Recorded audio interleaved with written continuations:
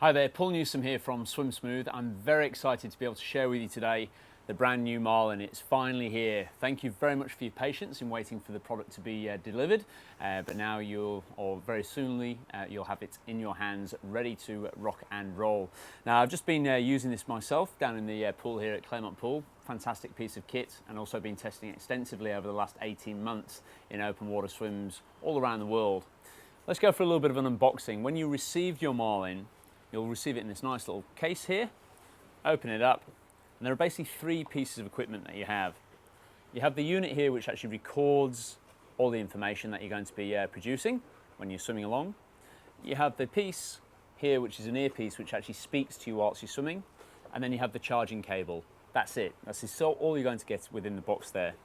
Now, there's also a quick start guide in here, but one of the recommendations is to go to platysens.com/support and download the full training manual. What I'd recommend you do is watch this little video here, and I'm going to show you some of the basics about getting started and some of the things which I've picked up, which I like to do with my Marlin when I'm swimming, and hopefully that helps you as well. So that's what you get when it arrives. Now, one of the most important things which I'm going to request that you do after every single swim is to make sure you just give the little Marlin a little bit of a clean, a little bit of a rinse. Just using a little bit of water here. Detach the microphone, and then just give a little bit of a wash around. Now, this is fully sealed in here, so especially if you're going to be swimming in salty water, in the sea, ocean, what have you, or even brackish water, it's well worthwhile giving it a bit of a rinse after each use. So just pour on a little bit of water there onto the lead as well. Grab a tissue, make sure it's well dry before you either reuse it, or say for example you've been for a bit of a long swim and you know you need to charge it out, you definitely want to ensure that this little hole here is fully dry before you insert the charging cable. Electricity and water and salt obviously don't go too well together, so do please make sure you use that or do that after every single swim that you do. It'll just help to maintain the life of the Marlin, and you'll get on well with it from there. Okay, now the Platysens company came to us around about 18 months ago and asked us to sort of get involved with this project, and it was something which I was very, very excited about. Obviously, many of you might be used to using Garmin's or other swimming watch like the Poolmate, etc., to record your training sessions when you're swimming, but this is only ever a retrospective analysis of how you're doing. The great thing about the Marlin is it will talk to you as you're going along, so it'll give you live feedback about how you're swimming, which is very, very motivating indeed. The other thing behind it as well, and the guys from Platysens picked up one of our early DVDs in 2004, and with me ranting and raving about how triathletes wear these big bulky watches on their wrists and how it disrupts the rhythm and flow of the water around their hands. Obviously, the whole idea with this is that it's going to sit underneath your swimming cap, and then this little unit here just sits by the ear and works through bone conduction to talk to you as you're swimming. So there is no disturbance to water flowing around the hands or anything like that. So if you're an elite swimmer or former elite swimmer, I think you'll really enjoy this concept rather than having to wear a big bulky watch. And like I say, getting that live feedback as you go is absolutely fantastic. How I'd wear it myself is like this. So with the cap on, I would actually attach the unit here. Make sure it's well dry. There we go. This beautiful Australian sunshine. Plug that in. I'll slip this underneath my cap, and then take the cable just over the top of my ear and just rest it in like so. Now you'll notice that this doesn't actually sit in your ear, it sits just in front of the ear. So bone conduction will actually play through there, you'll be able to hear it nice and clearly. In fact, if I just do, excuse the hair, exactly that. Wake up. You can probably just hear that just coming through there. Swim ready. Swim ready. 3, 2, 1, go.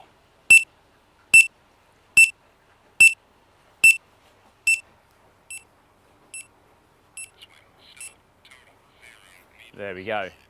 So that's a little bit like what it'll sound the first time you use this. So it can be used, the Marlin can be used by plugging this onto a set pair of goggles onto the side, but personally I prefer to actually get it underneath the swimming cap just next to the ear there. Have a little bit of a play around with it though, especially with depending on how well your goggles seal around your face, etc. Let's see how you go from there. Okay, so if you've bought the Marlin, there are obviously two versions of the Marlin. There's the pool version and also the open water version. And the nice thing about the open water version is it contains the pool parts to the platform there as well. So what do you get with the pool part? Well, when we're using the pool, if we just have a little look at the app here, let's just bring this up. Okay, and let's just connect it to my device. There he goes. Works via Bluetooth, so it should be quite a nice quick pair up there.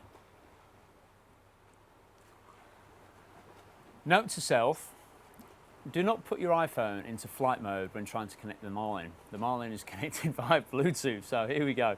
Let's hook it up there. Connect it, and it is very, very simple so long as you have your settings on your phone ready to connect with that. Here we go.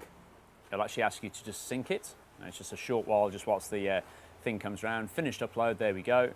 And now I can go into my pool mode configurations. So type pool, there we go. And I have a couple of options here. Currently I have mine set to 72 strokes per minute, so if I want the beeper to beep at me just like a tempo trainer or the old metronome would do, I can use the dial here and just change it around to whatever stroke rate I want. Just ensure that if you're going to do that, that you have turned on using the toggle switch there. And then equally on the lap pace, we can do the same sort of thing here as well. So this replicates what the tempo trainer would have done for you. So for example, if I want to be able to swim at 1 minute or 118 seconds per 100 meters, so obviously that's a pace of 148 per 100, I can just dial this in, make sure I've toggled the switch on, and what will happen is the Marlin will actually tell me, just with a little whistle or whatever sound I want to make, so I can change it from a whistle to a bell to a race start, back to a whistle. Every time 118 seconds has elapsed, I'll just hear that to let me know that that has happened there.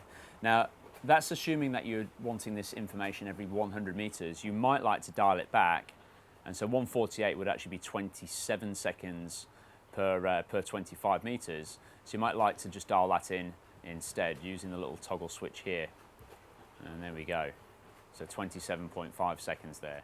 Okay, so once you've actually recorded a training session, if we just take a look at the session that I've just done in the pool myself, let's just click on here. So from the home page, we can see that last swim, 13th of June 2017. And we can see that I performed 30 laps in the 50-meter pool, so a 1,500-meter swim for your viewing pleasure.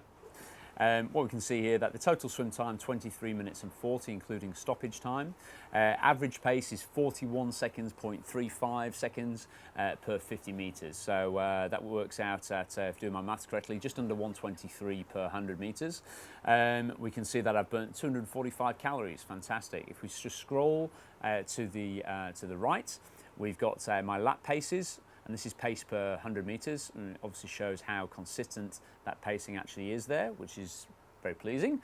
And then we have, basically what I did here was I swam 1,000 meters and then rather 1,100 meters actually, with the final 50 meters being a bit of backstroke. So when we see these little spikes here, that's me simply swimming backstroke at approximately 9 or 10 seconds slower per lap than I would do for the freestyle there. Just a nice easy swim at the end of it.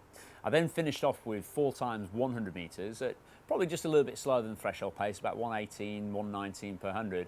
But the really nice thing about the Marlin is it's obviously calculated and shows me how, even though I felt like I was pacing really well on the 1,000-meter swim, when it came down to the intervals, when I was trying to rev it up a little bit more, every single one of those intervals, I ended up going out about 2.5 seconds per 50 meters quicker on the way down than on the way back. So that's always something to watch out for.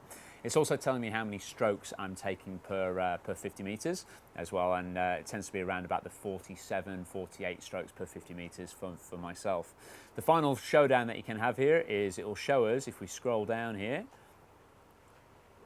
it will show us exactly what lap splits we've been doing. So on the freestyle, my first one, 38.42, 40.92, 41.28, 42.18, 41.76, 41.52, 41.9, 41.92, 41.94. So once you're through that first 100, 150 meters, settling into a very nice, nice steady rhythm there. And just breaks it down for my segment 2, 3 and 4 here. We can simply see how much rest I took.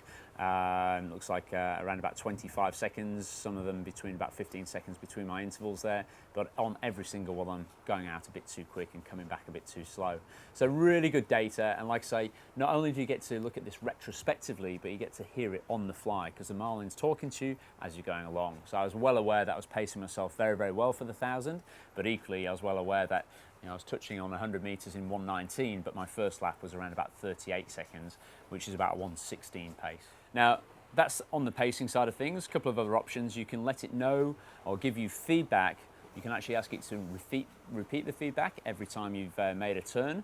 You can let it know how far you've swum, which is quite cool if you forget your counting. A lot of people do that. You can let it know, get it to let you know how many strokes you're taking per lap, and you can also let it know how often to report that information for you. So the first time you use it, you might want to let you know every single lap. But then if you're swimming in a 25 metre pool, or even dare I say a 20 metre pool there, that might get a little bit too frequent. So maybe set it out to every 50 metres or every, repeating every 2 laps or what have you. Now you can also change the pool length down at the bottom here as well, between the various major distances. So 25 metres, 50 metres, 25 yards, 33.3 metres, and 33.3 yards, and that'll just help to give you the right diagnostics. Now, once you've done all of that, you simply send that information by pressing set to the Marlin, and it'll just tell you that the pool configuration has been received there and that you're ready to swim. You then pop it on, jump into the pool, press start, and I would recommend you don't jump in from a dive. You actually jump into the water and push off from the push start, and then swim along there, and every time you turn, if you've set it to report every lap, it'll let you know how long the lap has taken you, how many strokes you've taken, and any other information you've asked it to tell you. So that's how the pool mode works. And if we just come and have a look at the open water mode, this is my favourite. I'm a bit partial to open water swimming, of course. Now, within the open water mode, what we have here is if we go into the navigation, we can define a route. So here's one I prepared earlier. And let's have a little look at this. This is my swim session over in Western Australia, my favourite route, a 3K swim down in the Swan River. You can probably just see it here on the screen. There we go. Now if we zoom right the way in, I have my waypoint 1, waypoint 2, waypoint 3, and then at the 1500 marker, waypoint 4. I then simply turn around and head back along the course. Now the cool thing about doing this is that the Marlin app will tell you exactly how far you're likely to swim. So once you've mapped out your course, you'll get a very accurate recreation of how far you're going to swim. Now, this is assuming you hold a perfectly straight line, but that is the beauty about the Marlin, is once you've told it where you want to swim, as soon as you start to swim off course, it will let you know. So let's think of a clock face. If you're heading in the right direction, it assumes you're swimming at 12 o'clock. If you start to drift slightly off towards your left, the Marlin will chip in and tell you to come back towards 1 o'clock. Likewise, if you drift towards your right, it'll tell you to come back towards 11 o'clock. Or if you're really drifting off course, it might be 10 o'clock or 9 o'clock or 2 o'clock or 3 o'clock. Now, you can set the parameters for this. You can set how accurate you want it. The default is 5 meters. So if you drift off course by 5 meters in either direction, the Marlin will then chime in and let you know. If you're very good at swimming straight naturally, you might find that it's giving you no navigation feedback whatsoever, and that'd be great. But what you should challenge yourself to doing is next time you swim in the open water, assuming you've got a nice clear course where there's no boats or no hazards in the water, is pop your head down and try to let it navigate you around the course that you've defined. It's a really, really good way of doing that. If you're somebody who drifts around a lot, you're going to constantly hear it saying 11 o'clock, 1 o'clock, 2 o'clock, 3 o'clock. And that can get quite frustrating, but it will tell you whether or not you're swimming straight. Chances are, eventually these, the Marlins, won't be used in competition.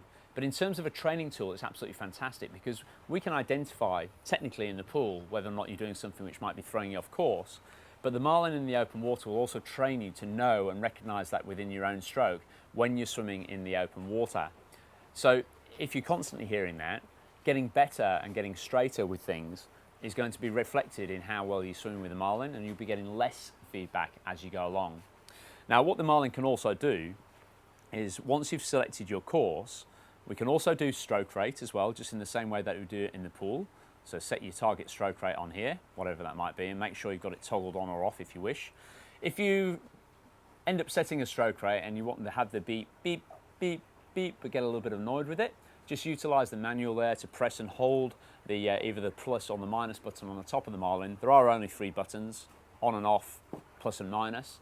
That will actually turn off the stroke rate sound for you, just in case you get a little bit bored with that. But if we go into options, here are a couple of things we can set. We can let it know what time of day we're at. I would never really use that. I have a pretty good idea of what time of day it is. But the total swim time is obviously useful, how long you've been out there, the total distance you've swum, the average speed you've been swimming at, and that'll be in kilometers per hour if that's what you've set within the settings. Report your stroke rate. Now, in the open water, of course, we have no data about how many strokes per length you're taking, but stroke rate is something we can monitor. And you're looking for a nice consistent rating there. You can also get it to repeat the feedback twice, just in case you're a little bit hard of hearing. And then we've got 2 options here: navigation by direction or by waypoints. By direction, what we can do there is, once you set off, if you say to yourself, okay, I'd like to swim over towards that tall block of flats there, it looks about 1,500 meters away, I'm going to press the button on there. If we've set navigate by direction, the Marlin will pick up a straight line between you and where you're heading and actually keep you on that course. So if you've got no predetermined route, that's quite a good way of doing things. Maybe you want to swim across a river or a lake or something like that. It's quite a good way of doing it. However, my favorite way is navigating by waypoints, which is what I've just shown you there. So you can identify a course that you want to swim. So let's say it's a big rectangle of 2,000 meters or what have you, plug it in there. And if we select navigate by waypoints, what the Marlin is going to do is make sure you're actually staying towards those waypoints. And if we just scroll down a little bit further, here's where we get a little bit more technical. In the advanced settings, which you can set by going into My Settings and going to Marlin App Settings, Mode of Use, just change that to normal or to advanced. But if you set it to advanced, what you can do is, when we go back to the home screen and we select our open water mode and go to options here, if we scroll down to the bottom, we can change our off-course width from anything from 1 meters to 15, 20 meters or so. But you want this course to be fairly accurate to keep you on track. What you might want to expand out though from the default is the waypoint radius. So imagine we have these 6 points on my course, or if you're doing a rectangle, 4 points that you want to swim around. Imagine if the radius was a little bit more lax. So rather than being 5 meters in radius, it became 10 meters in radius. What that'll do is it'll mean that you can actually hit those points, and rather than having to chase around and search around for the waypoint, so long as you're approximately there to replicate what a buoy would do for you in the open water, go through that point and then go on from there. So my preferred settings are off-course width of 5 meters and waypoint radius of 10 meters. I also like to have the reported intervals coming at me every 200 meters. I just find 50 meters a bit too frequent, likewise every 100. And I like to, if you change the report interval, we can change it to time. So if you prefer to, every 5 minutes for the Marlin to chip in and let you know how far you've swum and what stroke rate you've done, you can do it that way as well. But I like to know in terms of distance. It's just probably the way my brain is configured. So there we go. That's a little bit about the unboxing of the Marlin. Very simple to set up. Make sure you keep us posted with how you're going. Thanks very much for your patience. You're going to love utilising this system. I personally love using it myself, and I hope it really helps you with both your open water swimming and tracking your times and settings there within the pool.